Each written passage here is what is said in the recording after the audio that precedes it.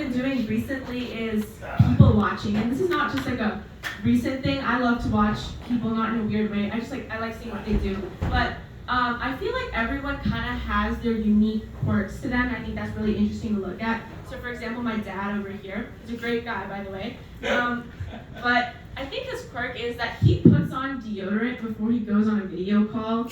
And I asked about this once, and he was like, no, I'm sure they can smell me or something. So this whole stereotype of South Asians being smelly, I think for the most part, it's not true. Exhibit A over here. He wakes up 3 hours before a video call. He showers, he shaves, he puts on aftershave, deodorant, he puts on his socks and shoes, and then he gets on video calls. I mean, that's dedication. He doesn't even show up to my school that way. I'm not going to mention which part that he doesn't do. In fact, he shows up to my school in this t-shirt that he swears was the best rated t-shirt by the New York Times. And I looked at the t-shirt, and then I looked at him, and then I couldn't figure out 2 and 2 how this shirt was rated as the best shirt on the New York Times. I just know for a fact the ratings were definitely not done by women, and they were definitely not done by gay people. So I was, again, a little more curious about it. So then I looked, and I kept looking for this shirt, and then I realized it was on an Onion article that my dad took a little bit too seriously. So yeah, I'm going to stop dogging on my dad now. I'll switch it over to me. For me, I'd say my quirk is more so in food, specifically sriracha sauce. Ever since I discovered sriracha sauce, probably when I was about 7, 8 years old, I've been slathering it on just absolutely everything. So noodles, bread, cereal, boogers, you name it. Sriracha sauce has been on it. And continuing on this topic of spicy food, every year, probably again since I was 7 or 8 years old, I kind of pull my family hostage and I take them to Buffalo Wild Wings for my birthday every single year without fail. My sister in particular, she hates spicy food, so she's over there crying every single birthday. But naturally, when I heard that Buffalo Wild Wings was selling their sauce in bulk, I ran over to Costco immediately. And so now I mix the Buffalo Wild Wings with the sriracha sauce, and then I put that on my burgers. Oh. Kidding.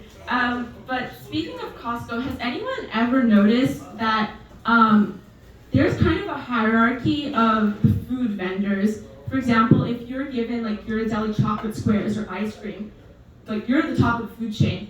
But if you're given those nasty protein shakes that really don't taste like there's anything in them, then you must have done something wrong. And being Indian, I just have to wonder what these people did in their past lives to get to the spot that they are currently.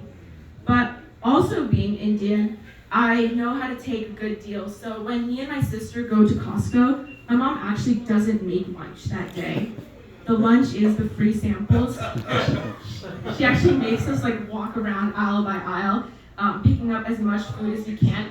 And apparently Costco can't actually tell you no for the free samples. You can go there as much as you want, trust me. You don't have to change your hair parting or hide behind your wife or steal a kid's stroller or whatever it is that you need to do. I've done all of those. So yeah, again, they can't say no to you, so go ahead, take as much as you want. Going back to quirks, and I think quirks is kind of light for this one, but he's a total stranger to me, but the AP European history teacher at my school, he actually gave all the kids that take his class a placemat of Europe. So every time they eat, they can look at the continent and memorize the geography, which I think is a little crazy, but they did get good scores, so I think the indoctrination is working. 1 minute, thank you. And so he gets his kids top scores every year. But I was sitting there wondering why the College Board, which is responsible for AP tests, SATs, basically all of your misery, why they choose to split up AP World History and AP European History into 2 separate courses. They could probably just jam the 2 courses into one and just call it AP European History plus consequences. Yeah, that's essentially what they teach anyways. Okay, that's all I've got today.